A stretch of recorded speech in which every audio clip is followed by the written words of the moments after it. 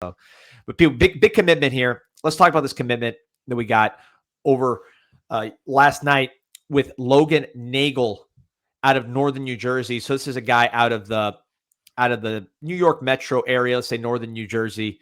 I know New Jersey people are very sensitive about all these geographics, but he goes to the Paul Catholic, Wayne, New Jersey, same place. You got not the same school, I don't believe, but the same city of Greg Olson, Njoku, that Wayne, New Jersey, northern New Jersey area. Right now, he's playing 4-eye in an odd front, basically doing the dirty work for his high school defense. But I think he has much more ability to get in the backfield. Pete, if you could pull up his senior clips, if you watch some of his highlights here as a senior, he is really, really playing well. 8 sacks, 19 tackles for loss, 54 tackles, 3 forced fumbles. Committed to Pittsburgh, which is at a pretty rich tradition of defensive linemen that are underrated under Narduzzi. This would be the latest one. And he's somebody who reminds me of Matt Walters, former Miami defensive tackle when we won the championship. And motor, technique, underrated. Technique. I something that's been mentioned to me about him is that he really has an understanding of how to use his hands at this age, at this juncture of his career. D. Yeah, that's huge. That's huge, and I think a lot of it comes from just work. His coach says this guy's a football junkie, just loves playing football, loves working at footballs. You see some of these senior highlights. Again, you look at Miami's trend here. This is a guy who's had a good more than good high school career, had a good program, 22 sacks, under 62 tackles. But senior year has been another level. And Pete, I mean, you're seeing a trend here with these defensive linemen where they're all like in that 6'2" to 6'5" kind of lankier body type, longer arms, maybe that 270 to 290 range, leaner guys, very quick, very explosive, guys that can get into the backfield, guys that can rush the passer, guys that play extremely hard. There's no motor questions. It just seems like between Nagle, Chukwura, who we talked about earlier this week, Tyson Bacon, who's still Frederick Saintis. They're all kind of the same family, right? Well, yes, and look, now that you're already seeing some stuff out there, D, I think we should mention it as well. I don't expect Anthony Kennedy to be in this class at defensive tackle out of Arkansas. There, you really see the body types Miami's going for. You see Kennedy being a 350, 360 plus pound guy right now. They want to get not only more athletic, but yes, ideally you would love ready-made body types. You would love to land a Nolan Wilson here. You would love to land a Tank Jones that, we've seen these guys up person. They are ready to go right now to play like in a college game right now if they needed to be. But I think with all of these guys, you understand they aren't 5 stars, but their body types could project to look like a ready-made guy in a year or two.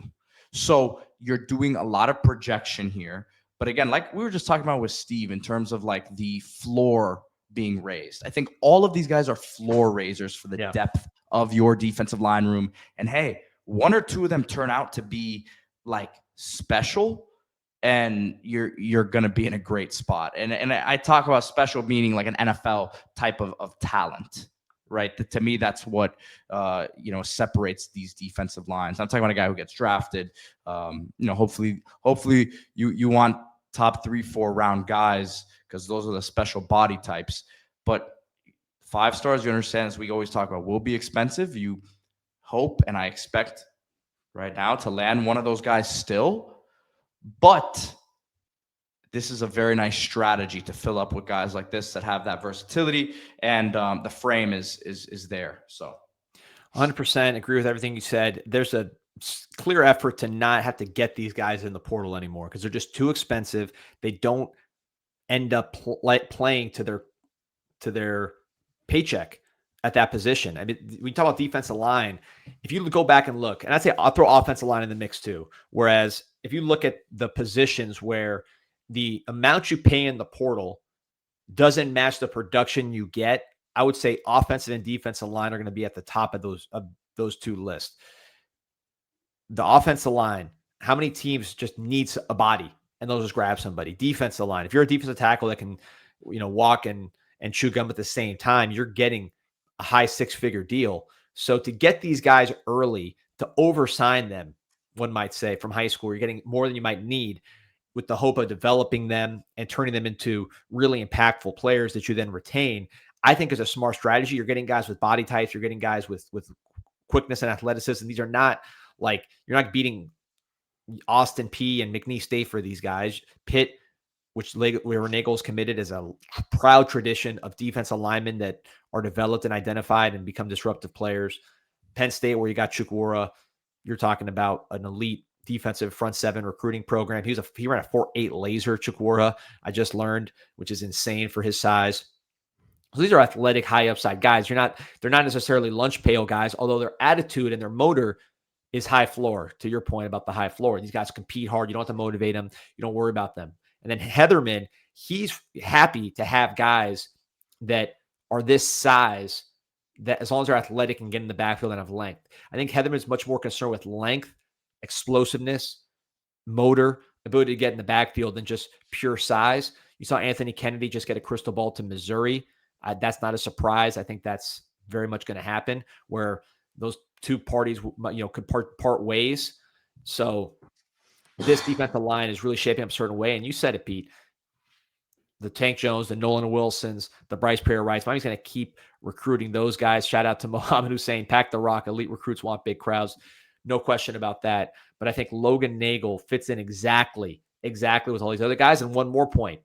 Big senior years. Miami wants to pay guys that are having big senior years. You don't want to invest and sacrifice other opportunities to get a guy who's on the downswing for whatever reason, whether physical or mental or both. So you want guys that are on the physical and production upswing. Logan Nagle fits that bill. St. Theus fits that bill. Tyson Bacon, even though he had a little injury that took away a chunk of his senior year, he's back now. He was certainly on the upswing. Chukwura, add him to the list. Keyshawn Stansel, again, exactly the same as all these other guys. 6'4", I believe, 280, super athletic, high motor, very productive, loves football. So they want to get a ton of those guys on offense. They want to get a ton, or on defense, I'm sorry, get a ton of those guys on offense. Jackson Cantwell, Ben Congdon, Cannon Pickett, Joel Irvin, go down the line, and then let those guys compete. And then of that crew in the trenches, hopefully you have trenches that are of the caliber of this season without having to spend too much in the portal on talent that may be mid being paid like it's a, filet mignon with Lomelo's marbling. Johnny Lagoon says, but we don't need big space ears like Kennedy. Number one, I don't know what I don't know that the senior tape has looked all that phenomenal. And number two, they just don't like Heatherman. That's not what he's looking for in a scheme. He doesn't really use those sort of players. So, I mean, look, it's something that I personally would like to have some 310 plus guys, but we'll see how many of them there are on the roster this year, because there's not really any this year. Birdstone, smash that like button. Appreciate you. Says, Demon AP, tell your boy Mike Ryan pull up on Sunday. Homie got a lot to say about somebody claims you don't know. Don't duck, no smoke. Tell him pull up. Wow. We'll talk to our guy here. I'll probably be there on Sunday. I had a good time with the Villains last Sunday. Don't take it out of me.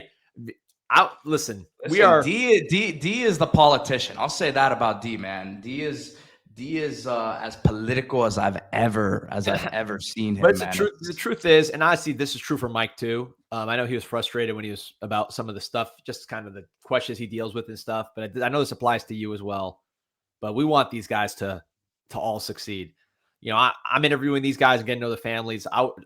Nobody wants them to succeed more than me. I know Mike's the same way. So we'll get that going. Bagging up more E-Money scouting reports. Is Power developing? How's the speed on the bases? Power for sure. He went over the fence earlier this season. Speed on the bases needs to get better. He needs to pick up his knees. Both him and Jay Money, who's playing basketball and football, they're heavy legged. They look like our offense. They got to run. I got a hill by our house now. They just built one here, or they just built a new park in Miami Beach with a hill. So I got to get them on the hill. Get those legs up, man. Get those legs up. John Lagoon said, what happened to Mass kicks ass? I think on the offense more than the defense. The offensive line, you have Joel Irvin, huge. Jackson Cantwell, big body. Cannon Pickett's a big dude. Collington's going to be huge when he fills out. He's 6'7" plus. So I think that offensive line, you're seeing more of that Mass kicks ass type mentality. Defense, I think they want motor, athleticism, length, ability to get in the backfield is really where they're focused on. So that's where that is. But yeah, 1,100 on right now. You mentioned LaMelo's a moment ago. I didn't take the opportunity because I was looking for something. But of course, Lomelo's Meat Market. We talked about Sunset Corners earlier with Steve. I know a lot of you guys are going to be tailgating. I gotta throw. This is not my. This is the fake zip code that I've thrown in here before, but We'll track that is him down. not. I can promise you that's not my zip code. Lomelo's Meat Market. If you're local, 9810 South Dixie Highway down US 1. If you're not local, this is your spot to get fresh Wagyu beef delivered to your door. I always say it, but it catches my attention every time. Look at the marbling. Look at the marbling on those beautiful steaks right there. You see the variety. You get it all here. If you don't want to splurge on the Wagyu, you get the prime cuts, and of course, hooking you up with that 10% off promo code CIS10, nationwide shipping available. But if you're going to be tailgating, you got to stock up at Lomelo's. No doubt. And real quick before we get off of Logan Nagle, the New Jersey pipeline, that's a real thing that they're trying to open up. Pete, I know you have thoughts on this, but Miami is making a conscious effort to get into these big New Jersey schools, these areas. You had a ton of underclassmen from New Jersey, including some 5-star type players, 4-star type players on campus this past weekend.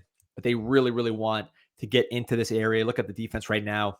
Mo Toure, a New Jersey guy, Alex Bauman, New Jersey. Those are transfers, but you want to get more of these players from the high school ranks. It's been a productive area for the Miami Hurricanes.